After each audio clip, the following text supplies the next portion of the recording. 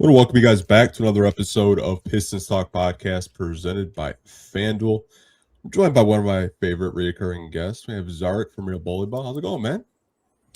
It's going. I'm currently out here in Los Angeles doing this. So this is a recording, right? We're not live. No. Okay, yeah. So it's 6 p.m. in Michigan and 3 p.m. here. So it's cool. I've been just trying to do a bunch of stuff and figure some things out and see how I like it out here. So yeah, it's been interesting. But it's exciting to talk some more Pistons. It's been a while. Season is like what, a little month and a half away now, almost 2 months. 54 days. Okay, yeah. So yeah, almost 2 months. Yeah, man, I'm excited to talk some Pistons. I went over everything we're going to talk about today, and I actually had to think about it for a long time. So I'm excited to talk about it. It's a game that I play every offseason. I've played it with different people. Last year, I made Pistons Jack being negative for a whole hour. It was absolutely great. I still haven't had Jack on. He's probably still pissed at me for that. But we're going to be playing Pistons Squares. You guys can follow along if you guys want to play it as well. I asked Zar for his, and we're going to just kind of go over it. We got about 15 in total. So we're going to start with the first one, most underrated. Kind of tell the people why you have John Collins as your most underrated. I went John Collins because even the minute the signing went through, it felt like people kind of just were like, okay, well, now what? And I'm not trying to say that I'm expecting an all-star year from John Collins or anything like that, but I think a lot of people kind of glossed over the fact that he is a pretty exciting basketball player. And I know obviously, again, I don't want to set the expectations too high or anything like that, but I do think seeing how he fits alongside this team, because if you look at the power forwards this team has had in the last few years, I mean, they really haven't had much outside of Tobias. And even a thing I would say was when Tobias came here, just having a solid power forward like that, a good power forward, added so much to this team. Because if you remember that, 2021 to 2020, the year Jeremy left, basically, when it was JD's rookie year. So 2022 to 2024, the Pistons power forward position was always kind of up in the air, and they didn't necessarily, it was Boyan sometimes, or they tried Ausar or whatever. And adding someone with size who can shoot, who can be a vertical lob threat that John Collins can. I think there's a lot of exciting things there. And, I can't say oh my God, it's going to be so much better than Tobias or anything like that, but I can say he's different than Tobias. And I also think if you look at his production in LA this past year and, you chalk that up as to who he is, I don't know if I'd necessarily say that. I'd say I definitely expect a year similar to the Atlanta or Utah years he's had. I would look at this year kind of as a bit of a quieter one, but by no means do I think he's going to have that again, because another part of his Detroit's really going to depend on him a lot.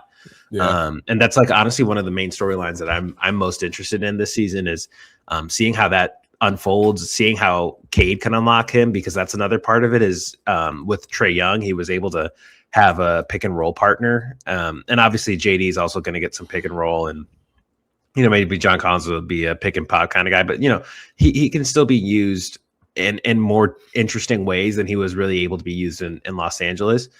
And I think it could add a lot to their offense. I think he's a decent enough defender. Obviously he's not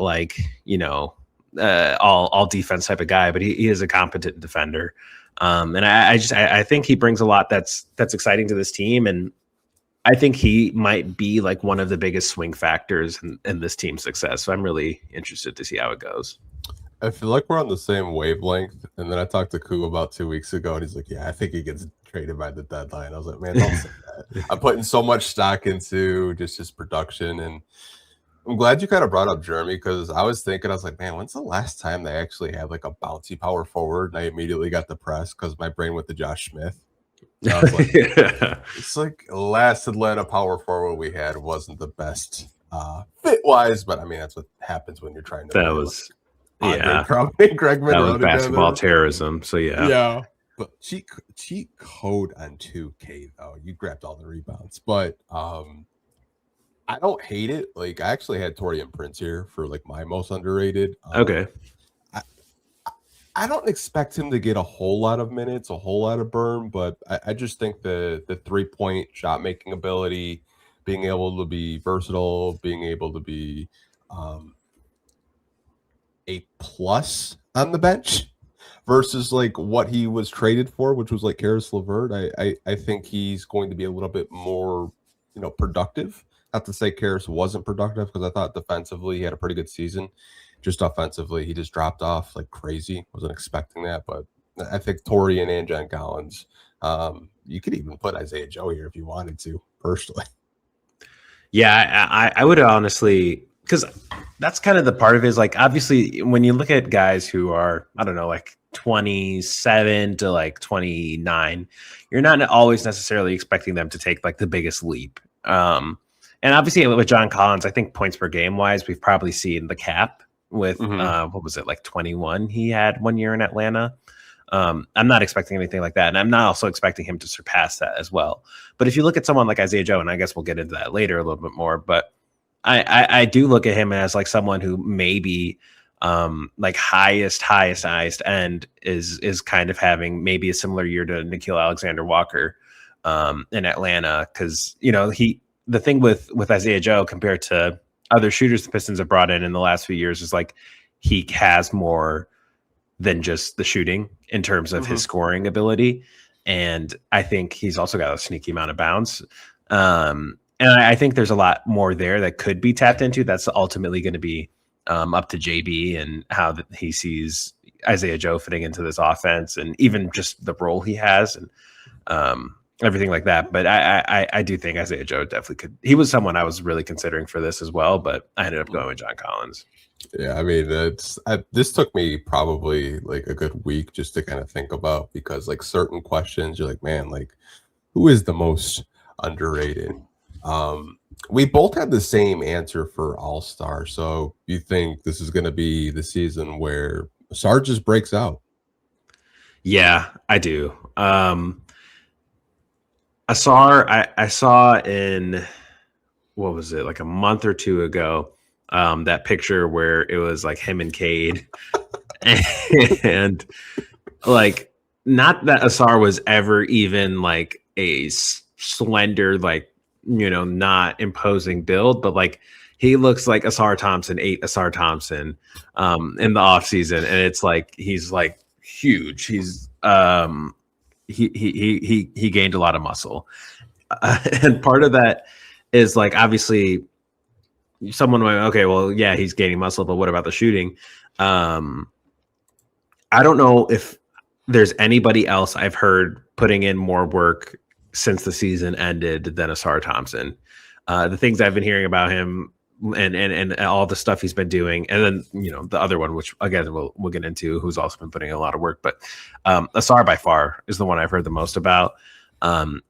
There's all this talk about him internally being seen as the second best player on the Pistons. Yeah. And I think more than anything, I feel like within himself, he unlocked something in that playoff series, or both playoff series with Cleveland and Orlando, where it felt like we really saw his confidence take like several leaps. And not that he didn't have he had a great year overall, but I feel like the playoffs, if there was a coming out party for any Detroit Piston in the playoffs this past year, it was Ausar Thompson, because he went from people kind of always comparing him to his brother or his brother to him, to him kind of establishing himself as his own name in the NBA, amongst the NBA community. And then just also like from coaches, like, that Kenny Atkinson quote is timeless now, right? Like where they had to, go away from Ausar Thompson anytime he was on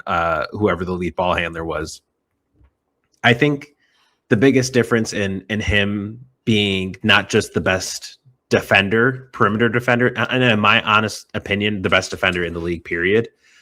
Victor Wembanyama is obviously incredible, but when you look at just what Ausar Thompson does all over the court, like in perimeter, he can be a shot blocker, everything he's able to do, and affect even just plays defensively where he's not guarding someone and they're still having to think twice, kind of like the Wembanyama effect. Defensively, I don't think it's an exaggeration to say a generational defender. And I think everybody who is remotely a Pistons fan knows that. But I do expect to see some offensive leap this year. And I think he knows that's a serious area of growth. And I think this is going to be year 4 for him. Yep. And technically really like year 3, considering like the blood clot thing. So I feel like we haven't seen the best of Ausar Thompson. And if we do see at least some of that this year, I believe that's an all-star in the NBA, especially all-star caliber, because the East is going to be loaded with talent, right? Like there's Giannis, there's pretty much the Sixers starting 5 as all-star candidates. There's a lot of talent in the Eastern Conference, but I think if we're talking at least, all like in competition for being named an all-star, I definitely would have Ausar Thompson up there.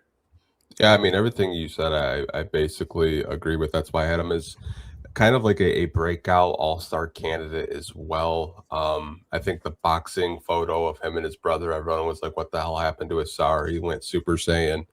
The Miami runs down at the University of Miami, where he looked really confident, was hitting mid-range jump shots, absolutely bullied Cam Boozer, was hitting threes. And then just everything you said about him being a generational defender, like I think he's this generation's Dennis Rodman personally. I think just from a versatility standpoint, like you mentioned, you can put him on the perimeter. He's locking down your best, primary ball handler. You can put him on weak side help. He's going to block shots like crazy. Once we get down to like the third row, like my third row was like almost all Ausar Thompson because of yeah. Like, it was hard for me not to pick him for multiple things. Yeah, same here. This was gonna be like Ausar's row, but yeah, I'm with you on all-star. Like everything you said, I 100% agree with. Yeah, it's like if the pieces are really being put together like I think they are, there's no reason why he shouldn't be in contention for an all-star spot. 100%. I think that's why you've been hearing so much chatter about him being the second best player in terms of like just the people that are decision makers and front office people. Now, trading deadline candidate, we had 2 different answers, and you went just complete. Like when I saw this, when you texted it to me, I was like, okay, this is going to be a galaxy brain answer. Yep. I'm gonna let you try to like sell me this. Like, why do you have this player as a trading type? Okay. Well, for context, we talked about everybody when it comes to trade candidates for the Detroit Pistons. Like everybody, we've talked about Michael Porter Jr., we talked about Trey Murphy, we've talked about Lauri Markkanen. There isn't a player we haven't talked about to death amongst kind of that like power forward range type of players, small forward maybe. And part of it is like podcasting, like, yeah, okay, we can't keep talking about these guys. But then another part of it is like, okay, if this was going to happen, it would have happened by now. And it hasn't. If there was ever an off season for the Pistons to really like go in on one of those types of moves, because I mean, obviously who knows like how conversations went directly. But there were exploratory conversations for at least a couple of these players, and they didn't go anywhere. So that makes me question how much the Pistons really would be wanting to make that kind of move. And then another part of it is, are they waiting on a bigger fish? Is there a bigger fish that the Detroit Pistons really believe they would go all in on and they have a shot at getting? And when I looked across the NBA, there were only like 1 or 2 players that came to mind that really counted as like big fish that would realistically be on the market trade wise in this upcoming season. And I went with Nikola Jokic. And if you look at his contract situation and how he still hasn't signed a contract extension with the Denver Nuggets, hasn't given a verbal commitment to signing a contract extension with the Denver Nuggets, and kind of the offseason they had where they needed to go all in with the team they had, either getting out of the second apron or, cashing in on Peyton Watson or going, for a big shakeup, because it feels like that team might have capped out, right? Like they might have capped out with their current infrastructure. And you have to believe Nikola Jokic weighs that as a potential reason to extend or not extend his contract, because there's been GM shakeups, there's been coaching shakeups, there's been a lot of stuff that's happened with the Denver Nuggets where I never thought Nikola Jokic would possibly leave, but if he did, and if there was ever a possibility for Nikola Jokic to be traded or go elsewhere, it would be this season. And when I look at the teams for Nikola Jokic, obviously, any team, I'm sure, would happily call up the Denver Nuggets and offer probably absurd amounts of things for Nikola Jokic. I look at the Detroit Pistons as okay, that could realistically be the team. And part of it being he's not a big market kind of guy. I don't see him necessarily wanting to go to a Los Angeles Lakers, or wanting to go to Miami, or to, I don't know, whatever other big market. And I obviously the Pistons currently do not have their center rotation figured out. That's besides the point, because technically Jalen Duren still hasn't signed with the Detroit Pistons, but that's neither here nor there. I just look at so much around this team as kind of a question mark. And I feel like there are certain pathways to where this could be something that they explore. And I think it would be something he might be open to. I mean, you tweeted it. I was going to mention it anyway. His brother went to University of Detroit, Detroit Mercy. He, I think both of his brothers went, or was it just one? I think it was just one. I didn't even know. Okay. He was living with Darko either. I was like, damn. Yeah. And then he's also, if I am correct on this, an Excel Sports client, and Cade also is an Excel Sports client. So that also always plays a factor whenever a player is signed to an agency, and whether it be Excel or Clutch or whatever, that always plays a role in those conversations. So I think there's certain factors that would potentially make it feasible. Would I say the Detroit Pistons are the favorite if Nikola Jokic became available? No, because there's so much to figure out for them, and what would that even look like, and would they even be willing to take that risk? But I think if there was a big fish that became available, it would be him, that they actually had those conversations, and they would have those conversations internally and be like, okay, we would make this move, because the contract element of it also would affect the price of the trade. And that's, I think, also a realistic element of the trade, where he might not cost as much as he would have even cost this past season in terms of trade, because you would technically only get half of a season of Nikola Jokic. So yeah, that is my Nikola Jokic pitch. Do I think it's going to happen? Probably not, but I just thought it was an interesting thought experiment. Honestly, when you mentioned Giannis at the top, and I was thinking about Denver's infrastructure, and how, if you look at Milwaukee when they had Adrian Griffin and they were winning games, and Giannis didn't like them, and they're like, let's get Doc Rivers. And I'm thinking, Nikola Jokic didn't always see eye to eye with Mike Malone either. Now they have David Edelman, which I don't even know if – it seems like every time I watch a Denver game, they're not even paying attention to the guy at all. Yeah. And, they're in a second apron. They're a second apron team. You look at the championship teams that they had, and they've gotten worse each and every year. To your point, he's had the ability to sign an extension the past two off seasons, and he hasn't.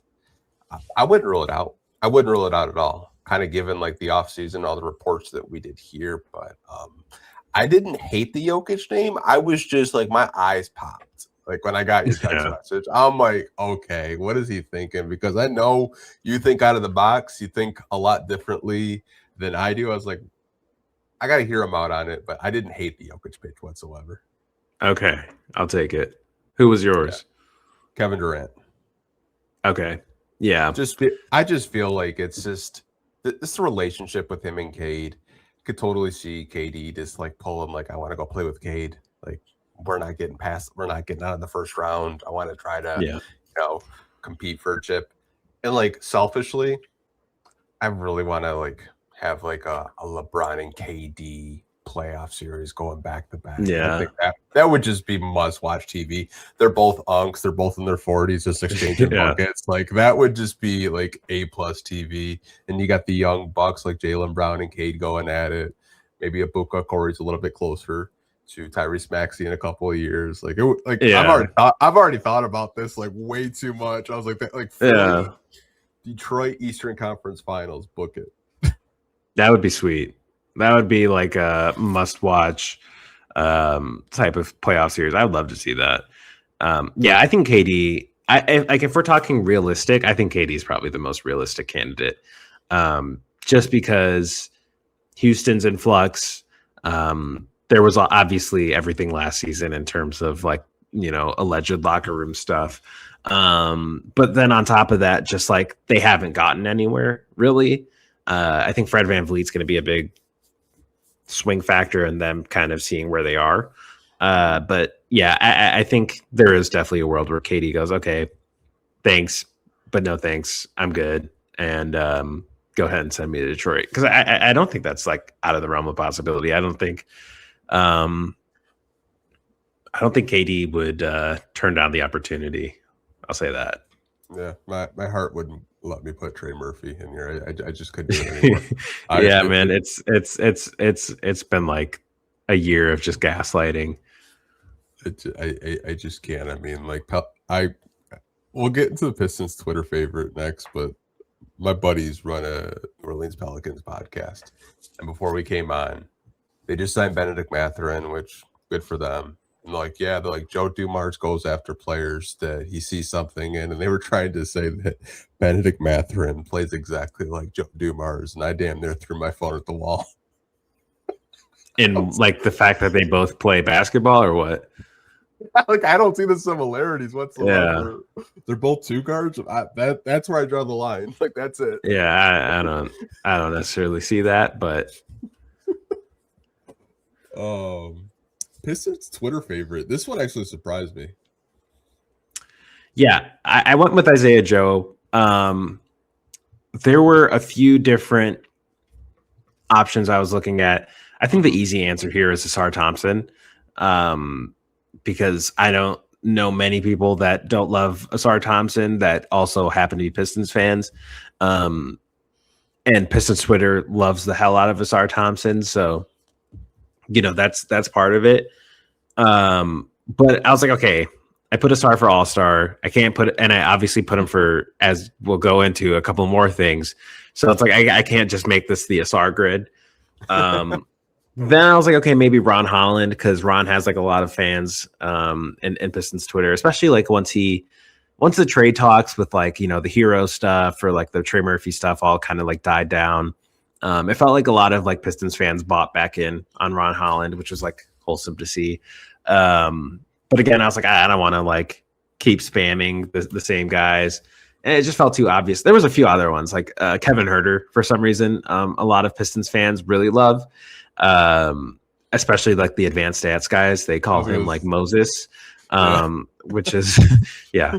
But I went with Isaiah Joe, and I kind of am using a similar logic to when the Pistons signed Malik Beasley back in 2024. I think when they traded for Isaiah Joe, obviously people were like, okay, this is cool. But much like the John Collins thing, it was kind of like, okay, what's next? Because people kept waiting for that big fish to eventually land with Detroit. And obviously that didn't happen. So when you look at Isaiah Joe, I think people are going to be pleasantly surprised with what they get. then I think he's also just the type of personality that Detroit really loves. Oklahoma's like seemed to love him.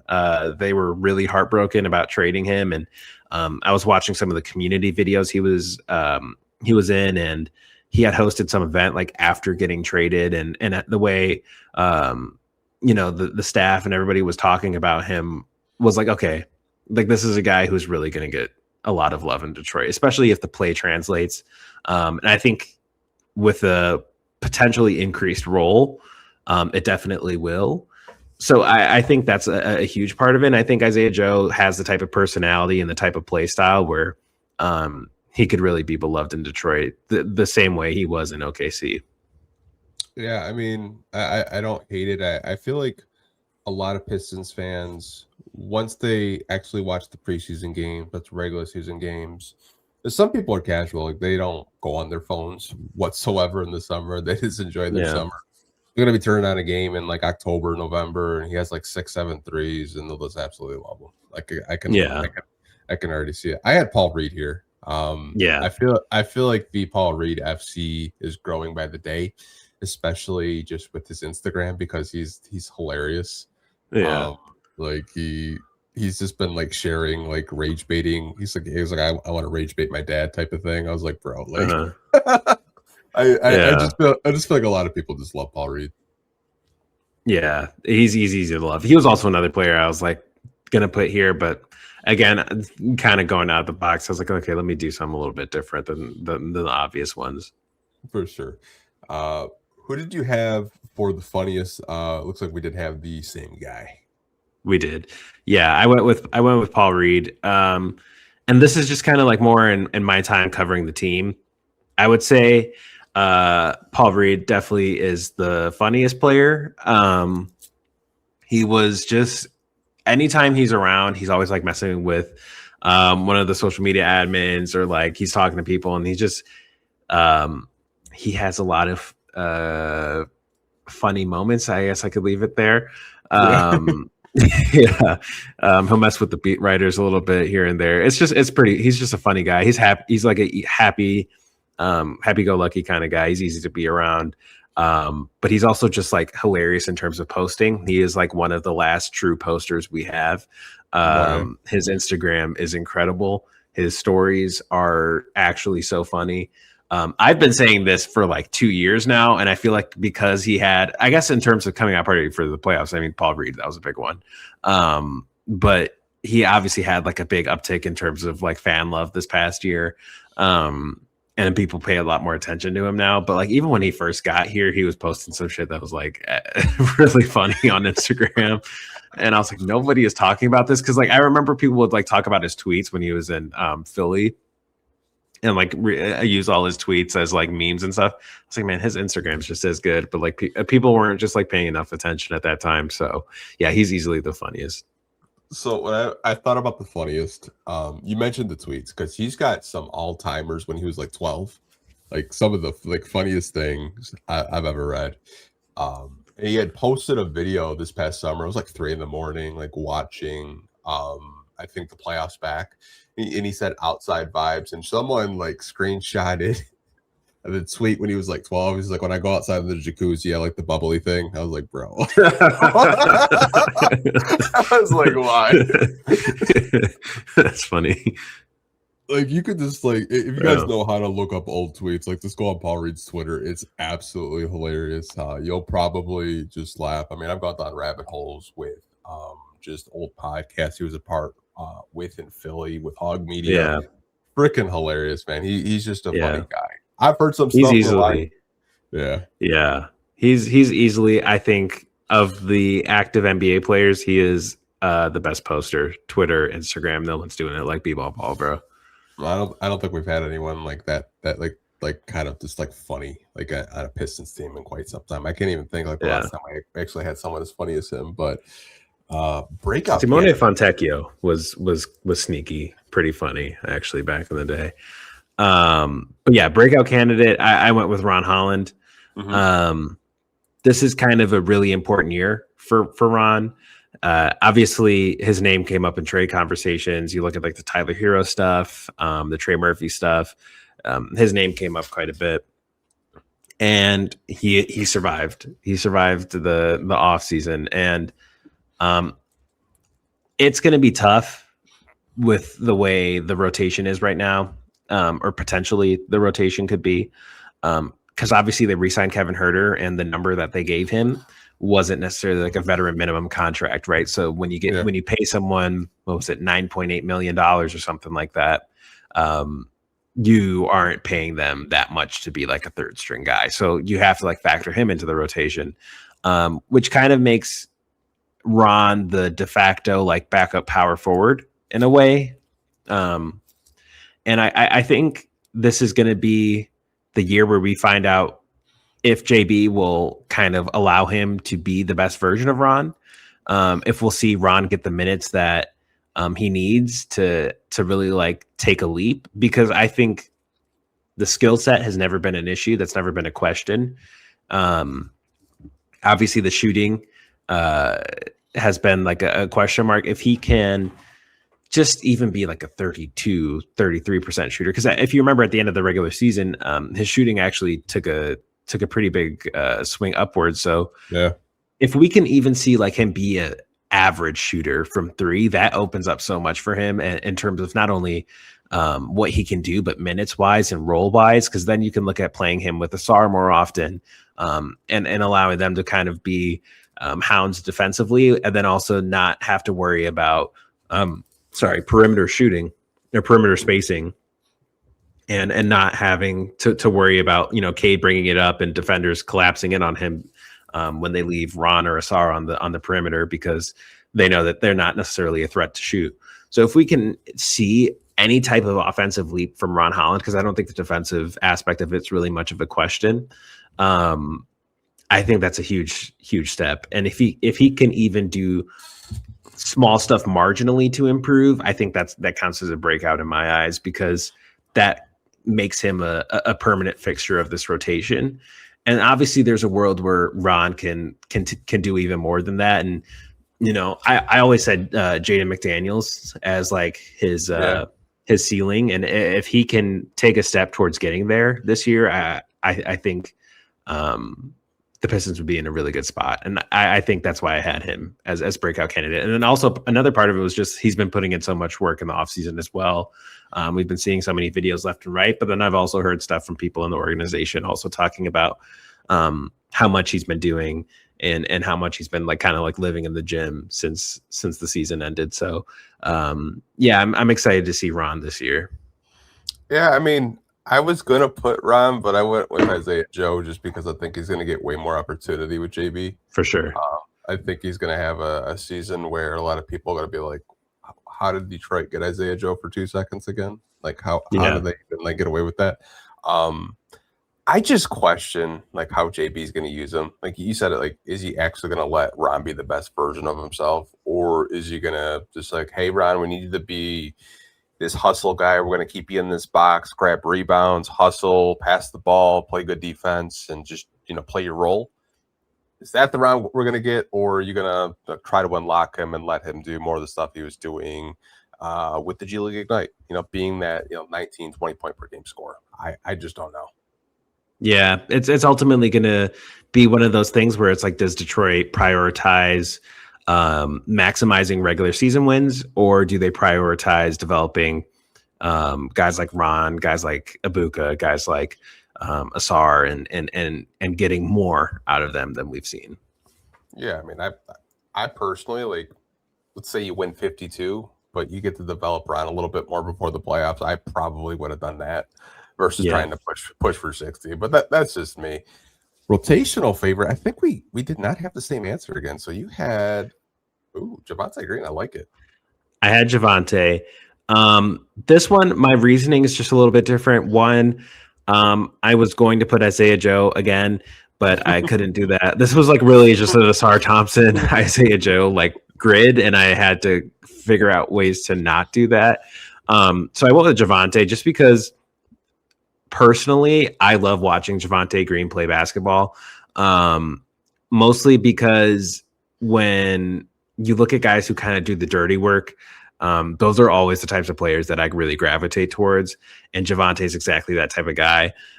He does all the dirty work defensively, and then also offensively. I thought we saw probably the best offensive year of his career in the NBA so far. His 3-point shooting stayed at a pretty consistent clip, especially from that corner. And we saw him have some pretty important moments in the playoffs as well. Obviously, by the end of the Cleveland series, he wasn't in the rotation as much, but throughout the year, he was completely dependable. I want to say he played all 82 games as well. So Javonte is someone who I looked at and I was like, okay, this is someone who not only is like a part of the rotation always because it seems like JB loves him, but also I just enjoy watching him. And like in my head, when I play in my men's leagues or like whatever, like Javonte is always the type of player I try to emulate, just because like that's, I don't know, I that's always kind of my thing. So yeah, I really like Javonte. Rotational favorite was hard for me because I was like, who's JB going to play the most? And I was like, I went with Javonte, but I ended up going Kevin Huerter. Okay. I know JB didn't play Kevin Huerter a ton when we first traded for him, but after he got acclimated a little bit, learned the plays, you don't give someone that much money if you think he's just going to ride on the bench. You give him more close to like a minimum. You got $9 million. I happen to think that Kevin Huerter's going to easily be, the 6th, 7th man off the bench. And I think they're going to explore a little bit more with the playmaking. I think he's a good enough defender to be out there where, you're not too concerned. And the 3-point shot kind of looked better towards the end of the season before he did get that injury. Like he was kind of getting back to his form a little bit. I know when you kind of just look at the numbers, it's still, below league average, but I think he got a little bit more confident with his time in Detroit towards the end of the season. Yeah, I could definitely see that. Huerter's also going to be one of those players that I'll be watching for this year where I'm like interested to see what Detroit gets out of him. Because I do think he brought some, not necessarily like point, rebound, assist, positive attributes to the game. I thought he did stuff that kind of showed up more, I guess, in like the advanced stats or stuff that don't even show up in stats, like period. I thought Kevin Huerter actually had really positive minutes, but when you look at just like how much talent this team has off the bench that kind of has similar attributes, that's what kind of makes like the whole fit element of it a little bit interesting, because like you obviously still have Duncan, you have Isaiah Joe, and then you have hopefully the option to play guys like Ibuka or maybe fitting in Chaz into the rotation, or of course like Ron Holland as well, because these are all just like wings essentially, and then I guess Ibuka being like a guard. But it's going to be interesting to see. I do think Huerter brings positive stuff, but I'm interested to see how it fits. Yeah, I'm not sure either. The shooting guard room is extremely stacked now. Next one is most wasted potential. Most wasted potential. It doesn't even need a graphic. I'm going to go with cap space. Cap space would be the answer here. And the reason being, obviously this front office really prioritizes flexibility and optionality. You'll hear those two terms forever as long as Trajan is here. And I get that. And I don't necessarily believe in just, okay, we're going to go and spend all our money just, because we can, right? Like, I don't believe in that either.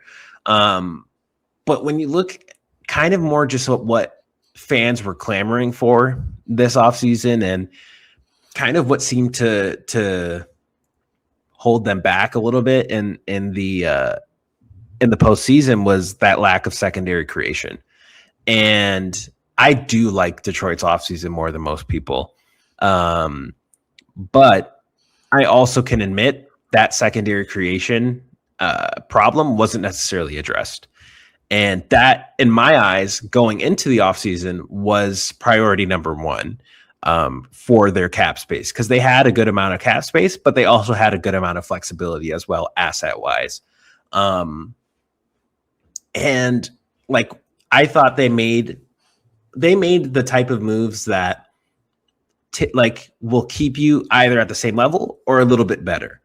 Now that again is a big swing factor on guys like Ron, guys like Isaiah Joe, Ausar, like all those things could completely change how the season goes. But if we're talking just on paper, the secondary creation wasn't necessarily addressed. And I think that is the biggest wasted potential that this team had. And luckily they still have some financial flexibility, but now you've kind of tied yourself to, in my opinion, like good role players, but there's not necessarily like a big contract that you can move off of, or like there's not making those types of moves now are going to cost you guys that, you believe in a little bit more, where like, packaging those like $15 to $16 million contracts with like, some, 5 to 10s that the Pistons had, ultimately are not on the table anymore. And I think that's kind of a waste, because I like, the Karis LeVert trade was fine because I can't imagine his value was too high after the season. But like, if you're going to trade Isaiah Stewart, which is its own conversation, and I still personally, I would have liked to see the two sides work it out. But if you're going to trade Isaiah Stewart, the return can't be the second round picks you traded the day before, So I don't know. It's just like when you kept selling the idea of cap space, and granted, part of that is like national media going, "Oh, what are the Pistons doing?" Right? But there is a real element of like cap space was a serious part of this, and you made moves to open up cap space, but ultimately it was just to like fit in certain things, like certain contracts that we already knew you were giving out to be under the first apron. So it's a bit of a waste in my opinion. Yeah, I mean, cap flexibility is only valuable if you actually use it. Correct. I actually had Chaz Lanier in here because okay. I just don't see a world where he cracks rotation. And it kind of sucks because I thought he had a pretty decent summer league, especially that one game where it was like a flamethrower. It seemed like he couldn't miss, and he shot that Cleveland game. Yeah, he was just absolutely just like a heater. I just don't know if he's going to crack the rotation with 6 shooting guards. Even if you do waive Gary Harris, I just don't see a world where he plays. I just don't see it. Yeah, it's going to be tough. There's a lot of shooting depth the Pistons have now, and I thought initially playing Chaz was going to be more of a priority, but it's tough, man, because like I did think he had an incredible summer league actually, and like it makes the decision even harder to play whoever you're going to play, or ultimately because this team, with JD has 16 players, like what are you going to do? I don't know. We'll see, but. Yeah, I could definitely see that. But then, who knows, like maybe there's a world where there's an injury or, whatever, and Chaz ends up playing. But yeah, I definitely could see that. Yeah, I'll probably have the Marcus Sasser role if I had to guess. Which I was like, hey, yeah, we both had the best passer. I think everyone would agree. It's Cade, right? Like I don't think I even need to say anything. It's Cade. Yeah. No, it's Cade. I mean, I was gonna go spicy and say Ausar, but I was like, I can't do it. I can't. Yeah, no. And kind of the same for perimeter defense. Yeah, I mean, I had the same best perimeter defender, Ausar Thompson. I mean, what's to be said that we haven't already said? We did have a different best rim defender. You went Jalen Duren. I went with Jalen Duren. And some people inevitably in the comments will kill me for this before hearing me out. Yes, the playoffs were not good for JD. That is objective. It was not a good playoffs for JD. However, there was one thing that I saw from him in that postseason that really did impress me, and it was his defense. Because for whatever he lacked offensively, his rim protection at times was really good. He had, I think of like that game, what was it, game 6 against Orlando, I think was some of his best shot blocking. He had a game on the road in Cleveland where he was also, again, had really good shot blocking, but just also really good, not perimeter, rim defense, just period. His interior defense looked a lot better than it did at other times in the regular season. And I think also he said it in the past, like a lot of it is effort for him. And in terms of like trying his ass off defensively. But if him and Ausar are really locked in this season and kind of have the synergy that they had in the postseason defensively, I don't see any reason as to why he can't be the team's best rim defender. I was considering Paul Reed because he also had some great moments in the postseason and also just in the regular season as well. But if I look at Jalen Duren and I'm like, okay, how does JD become a better version of JD in the regular season alone? It's going to be that type of defense in the regular season. And ultimately, that's what it's going to have to be. Yeah, I had Ausar here, actually. Okay. His playoffs, man, it was crazy. 2 steals, 2 blocks a game.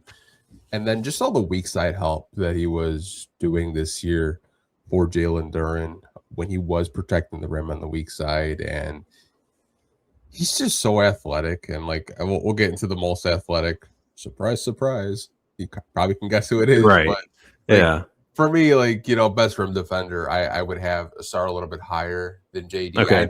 I do think JD did have strides this season of getting better. You just want more consistency out of him on that end of the floor. And maybe, it's a little bit harder because he had such a big offensive load last year, being the number 2 option next to Cade. And maybe he wanted to conserve more energy on the offensive end versus the defensive end, which I could understand. But right. I think Ausar to me was a little bit more consistent, especially just meeting guys at the rim and swatting balls like they were like he was playing volleyball and just spiking shit. Yeah, yeah, man.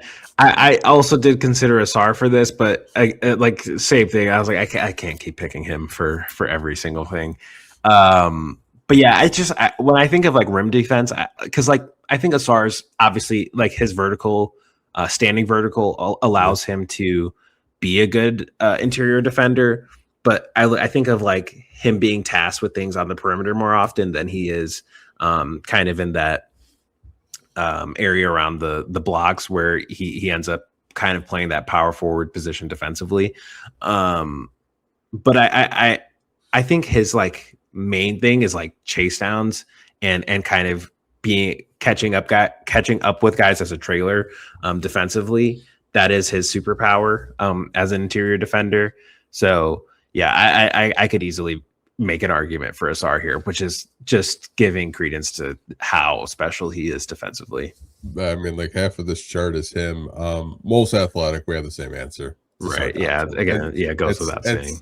It's not even close. Like you can't even sell me on anyone else. Like he's the most athletic freak on this team. It's honestly insane. Like how high he can jump. It's like he's got pogo sticks in his legs. It's insane. Best handles. We have the same guy as well. Your guy. Yeah, I went with Ibuka. That was part of the sell. Like he has such a tight handle, and just seeing it in person in summer league easily solidified this for me. He actually did struggle with turnovers a little bit more than he had in Harvard or not. Where was he? Stanford. Hello. Stanford. Yeah, Stanford. I don't know why I said Harvard. He was at Stanford. But like even when I asked him on draft night about turnover suppression, like that was part of his answer. So I would look at that more as an outlier and maybe just adjusting to the physicality defenders were presenting him with. But yeah, I think easily he has the best handles on the team. Cade, obviously lead ball handler, best, lead initiator, but the handle is notoriously loose at times. So I went with Ibuka here. Yeah, he's got like those street ball handles that you just like you go to the park and you see like it's just he's got the ball in a string. You can tell Ibuka watched like a lot of Kyrie growing up. Oh, 100%. I think I'll get a lot more foul calls in the NBA because summer league they were not blowing the whistle at all. You can get shoulder tackle. They're just like, nope, didn't see anything. Nope. Yeah. It was insane. Best shooter. You actually didn't fill this one out. I don't know if you didn't see it, but yeah, I might have missed that one. It's tough for me to go Isaiah Joe again. So I'm gonna go with Duncan just out of respect for Duncan. What he was able to do from the perimeter this year genuinely kept this team afloat. His shooting was one of the main anchors of this team's offense. Because if he wasn't shooting it at times, nobody was. Tobias went through some dry spells. Stu occasionally would step out to the 3-point range, but he wasn't always allowed to do that. And then, that wasn't a consistent thing. And then obviously like Ausar wasn't shooting it. JD's not shooting it. So Duncan really kept this team afloat with his shooting, and especially in the playoffs as well. I always think of that game 6 against Orlando where he hit that 1-3 to put him up by like 13 points or something like that in that crazy comeback. And in that fourth quarter, he just is easily like, I would say a top five shooter of like the past decade. I don't think that's crazy to say. I'm sure there's stats that back that up for the advanced stats guys in the comments. Yeah, he's one of the best shooters in the NBA. He has actually competition this year for best shooter on the team because of the improvements they made with shooting, adding Isaiah Joe, adding even Taurean Prince, who has been a pretty good shooter throughout his career. But I'd still go with Duncan here. Yeah, I had Duncan as well. I was like, I don't want to put Isaiah Joe again. Even though, to your point, like you can make an argument because he shot 40% from 3. Was like the last like 4 seasons. So I mean, obviously, like playing with Shea and OKC, maybe those looks were a little bit more clean because the attention's on him so much. But I still think he'll do pretty well. But I had Duncan as well. Best in the post, we had the same answer as well. Jalen Duren. Yeah, this is pretty easy. This is his bread and butter. This is how he makes whatever. I was going to say this is how he made his max contract. There has not been signed, actually. This is how he would have made his max contract, is his work in the post. Obviously, the conversation around JD for like his entire career in the NBA so far has been the pick and roll with Cade and kind of being a play finisher. But in the time that Cade was gone, we really saw his post work kind of show and him kind of show off a little bit of a post bag as well throughout the season in terms of getting to the bucket, moves around the cup. I thought his play in the post this year was really impressive, and it was why he was an all-star, is why he made the all-NBA team. And he established himself as one of the best centers in the NBA period.